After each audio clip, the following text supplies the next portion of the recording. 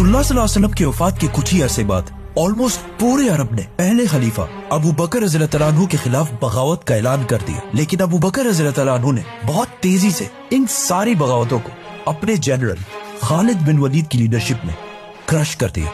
Now एक बार फिर पूरा अरब मदीना की गवर्नमेंट के अंदर बिल्कुल यूनाइट हो चुका था। अब यहाँ से स्टोरी थोड़ी मुश्किल होने वाली है। इस्लाम सिर्फ अरब का नहीं बल्कि एक ग्लोबल रिलीजन बनने की तरफ जा रहा है और मुसलमान दुनिया की सबसे बड़ी सुपर पावर बनने वाले हैं। तो अबू बकर रज़ियल्लाहु तआला अन्हु की सारी बगावतों को क्रश करने के बाद पूरा अरब अब उनके कंट्रोल में था।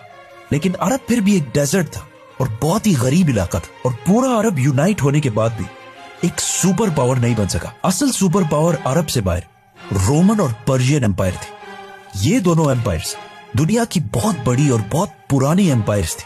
इस्लाम के पहले दिनों से जब मुसलमान बहुत कमजोर थे, रसूलुल्लाह सल्लल्लाहु अलैहि वसल्लम बार बार उन सख्त हालात में भी फरमाते थे कि एक दिन हम रोमन और पर्शियन एम्पायर को फतह करेंगे, जिस पर मक्का के लोग इनका हमेशा बहुत मजाक उड़ाते थे। लेकिन अब सिर्फ कुछ ही साल बाद मदीना की रियासत इन दोनों सुपर पावर से टकराने वाली थी और आप सल्लल्लाहु अलैहि वसल्लम की इस बात को पूरा करने के लिए अल्लाह ने पहले से प्लानिंग की हुई थी। मतलब जब मुसलमान हिजरत के बाद मदीना में आहिस्ता आहिस्ता सेटल हो रहे थे, उसी टाइम रोमन और पर्शियन एम्पायर आपस में बहुत सख्त लड़ाई चल रही थी, जिसे हम इस वीडियो में एक्सप्लेन कर चुके हैं।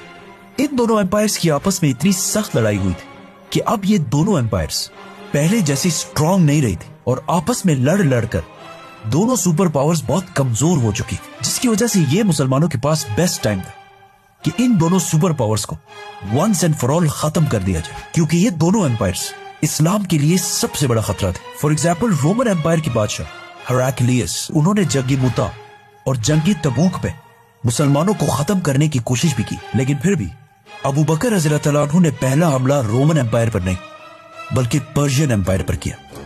मुसलमानों को खत्म करने की कोशिश भी की, लेकिन फिर भी अबू बकर रज़ियल्लाहु तआला अन्हु ने पहला हमला रोमन एम्पायर पर नहीं बल्कि पर्शियन एम्पायर पर किया। इससे कुछ साल पहले रसूलुल्लाह सल्लल्लाहु अलैहि वसल्लम ने दुनिया के सारे बादशाहों की तरफ लेटर्स भेजे थे और उन्हें इस्लाम की तरफ आने का हुक्म दिया था, जिसका सबसे बुरा रिस्पॉन्स पर्शियन बादशाह खुसरो ने दिया था और आप सल्लल्लाहु अलैहि वसल्लम की भेजे हुए लेटर को बहुत गुरूर के साथ फाड़ दिया था, जिसके बाद पर्शियन एम्पायर और मुसलमानों के दरमियान हमेशा एक कोल्ड वॉर चलती रहती थी और पर्शियन एम्पायर बार बार मुसलमानों की गवर्नमेंट को थ्रेट्स भी भेजती थी। लेकिन आप सल्लल्लाहु अलैहि वसल्लम के लेटर को फाड़ने के बाद उसी पर्शियन बादशाह खुसरो के बेटे ने उसे कत्ल करके खुद पूरे ईरान का बादशाह बन गया। लेकिन कुछ ही अरसे बाद उस बेटे के आर्मी चीफ ने उसे तख्त से हटा दिया और खुद बादशाह बन गया। फिर बाकियों ने मिलकर उसे भी तख्त से हटा दिया और एक औरत को मलका बनाया। फिर उसे भी हटा दिया गया और उसकी जगह किसी दूसरे को लाया गया।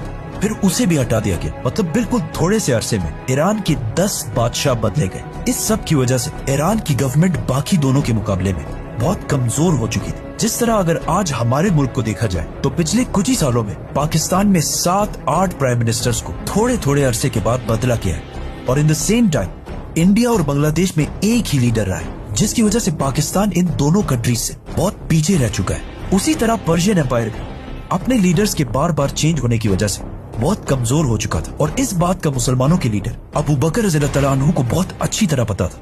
इसीलिए बगैर कोई टाइम वेस्ट किए उन्होंने 2 बड़े फैसले किए कि पर्शियन एम्पायर पर हमला करने वाली फौज में सिर्फ और सिर्फ वो मुसलमान होंगे जो खुद इस जिहाद के लिए वॉलंटियर करें और जो ना लड़ना चाहें वो ना लड़े।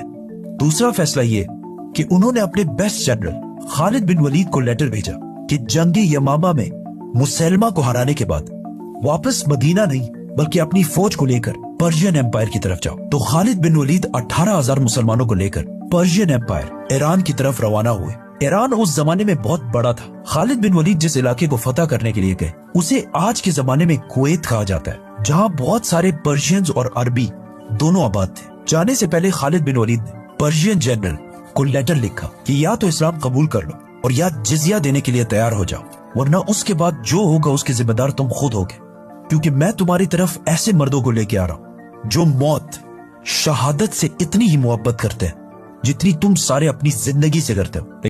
जाने से पहले खालिद बिन वलीद ने पर्शियन जनरल को लेटर लिखा कि या तो इस्लाम कबूल कर लो और या जिजिया देने के लिए तैयार हो जाओ, वरना उसके बाद जो होगा उसके जिम्मेदार तुम खुद होगे, क्योंकि मैं तुम्हारी तरफ ऐसे मर्दों को लेके आ रहा हूं जो मौत, शहादत से इतनी ही मोहब्बत करते हैं जितनी तुम सारे अपनी जिंदगी से करते हो। लेकिन ऑफ कोर्स उन्होंने बात नहीं मानी, जिसके बाद खालिद बिन वलीद ईरान की प्रोविंस कुवैत में दाखिल हुए। कुवैत के गवर्नर ने अपने बादशाह पर्शियन एम्परर से मदद मांगी, लेकिन ईरान के बादशाह ने सोचा कि अरबों की इतनी औकात नहीं है कि वो द ग्रेट पर्शियन एम्पायर से लड़ सके, तो उन्होंने मुसलमानों की फौज को इतनी अहमियत नहीं दी और अपने गवर्नर की एक्स्ट्रा फौज के साथ मदद नहीं की। सुपर पावर पर्शियन एम्पायर के बादशाह ने मुसलमानों को उसी तरह लाइटली लिया जिस तरह 9/11 के बाद सुपर पावर अमेरिका ने अफगानिस्तान को लिया था, और 20 साल जंग के बाद भी बहुत बुरी तरह हार गए थे। ईरान कोई छोटी सी एम्पायर नहीं थी, बल्कि पिछले हजारों साल से दुनिया की सबसे बड़ी सुपर पावर्स में से एक थी, जिसकी लड़ाई हमेशा वेस्ट में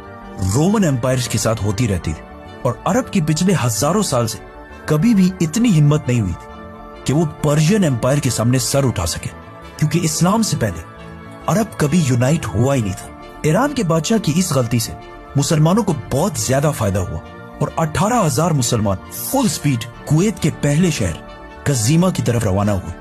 ये देखकर कुवैत का गवर्नर भी अपनी 30 या 40 हजार की फौज लेकर उसी शहर की तरफ रवाना हुआ जहां मुसलमान जा रहे थे। लेकिन जैसे ही उनकी सारी फौज वहां पहुंची, उन्होंने देखा कि मुसलमान इस सिटी नहीं बल्कि एक दूसरी सिटी हुफैर पहुंच चुके हैं। तो कुवैत का गवर्नर भी वापस उसी सिटी की तरफ जाने लगा।